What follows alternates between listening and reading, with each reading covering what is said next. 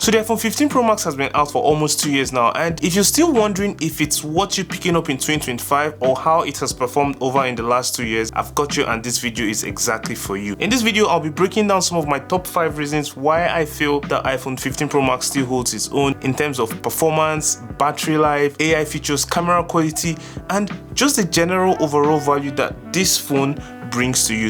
So let's start with the body. For the body, you get a 6.7-inch Super Retina display, and just for some comparison, the 16 Pro Max, which is the latest flagship from the iPhone, is just 6.9 inches. That's a 2-inch disparity. You're not really going to notice much of it if you haven't seen it already, so you're not missing anything in aspects of screen size. Now for weight, it weighs about 221 grams, and it also comes with the ProMotion technology, 2000 nits peak brightness. It has the always on display, the titanium and textured matte glass, USB-C, IP68 water rating. Basically, you're getting everything you're getting with the newest phone, which is the 16 Pro Max, that has been released almost now 2 years from when the 15 Pro Max was released.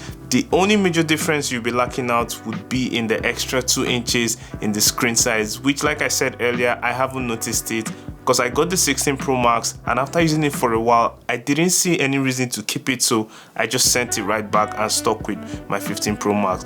Now, a major difference, if this is really important to you, is that the 16 Pro Max comes with that extra camera action button, which no one really uses or talks about, so you're not missing anything. And this is a very, very valid point why I still think the 15 Pro Max is a better choice for you over most of the other flagships that has been released 2 years after it. Now, the second point would be a little bit more interesting because now we're diving into more of the performance side of things. So some of the biggest hype of all the flagships that have been released this year when it comes to smartphones is artificial intelligence, AI, but Apple calls theirs Apple Intelligence, which this phone here has built into it with the update that came with the OS.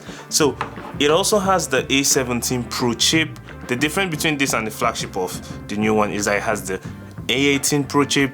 Trust me, no major difference. When it comes to other processing parts, it has the same 6-core CPU, 6-core GPU, and the 16-core neural engine. Now, what all of this means in general is that you're getting bang for your buck. You're getting good value for money. The processor is amazing, and if you have some doubts on how this processor performs or keeps up, I've done a day in the live video whereby I used the 15 Pro Max for my entire day, using it through complex stacks and how you would most likely use it in a normal day, so you can check that video out if you like to see how this phone will perform in a normal day.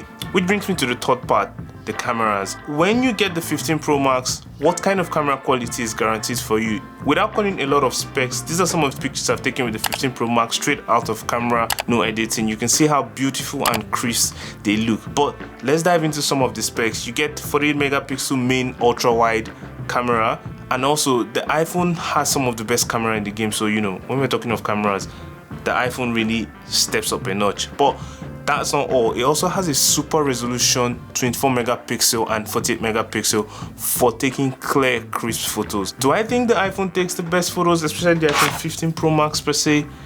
Not 100% sure. But will it take a good enough picture, a good enough photo for you to have this as your daily driver?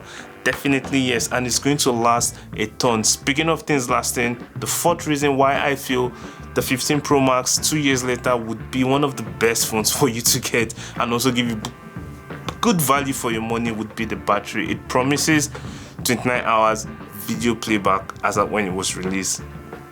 I have been using it for over 2 years, and I can tell you I have never had to worry about battery charging. It has lasted me days. Okay, not truly days, but like a full day if I'm active on it. And right now, my battery percent is still about almost 87 or 88, so it hasn't really degraded that terribly considering 2 years use, and I charge it like almost every day. So which is really, really good value for money.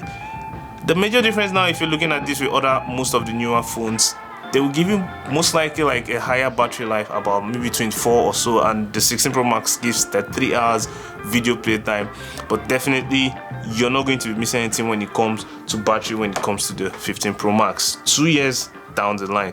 Now, this final part I'm about to talk about, to me, is one of the most important reasons when it comes to to you considering if you should pick up the 15 Pro Max as opposed to getting a new one or even waiting for the 17 to come out would be the price. Now if you go and you're looking for like a used one, you're going to see it for about 700 or 800 USD for the 15 Pro Max, because you most likely not get a brand new one from Apple. It's no longer being sold.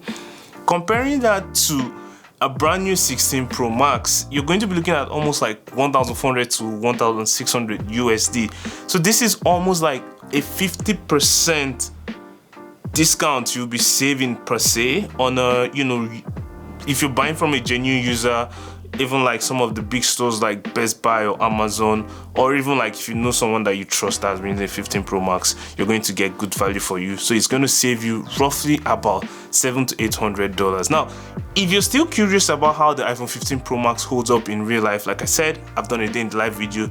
You can check it out and see how that would work. Or if you're kind of still torn in between, you should get the 15 Pro Max or how the 15 Pro Max has fared after 2 years and whether you should get that, or considering of getting 16 Pro Max, or even thinking of waiting till you get the 17 when that will come out sometime this year down the line, well, you can watch my other videos whereby I've stacked up the 15 Pro Max camera with the 16 Pro Max camera. You see how they perform side by side. Spoiler alert, there's no major difference, but I'll leave it up to you to decide. Either way, that's what I have for you today, and thanks for watching and staying to the end of this video, and I'll see you in the next one. Peace.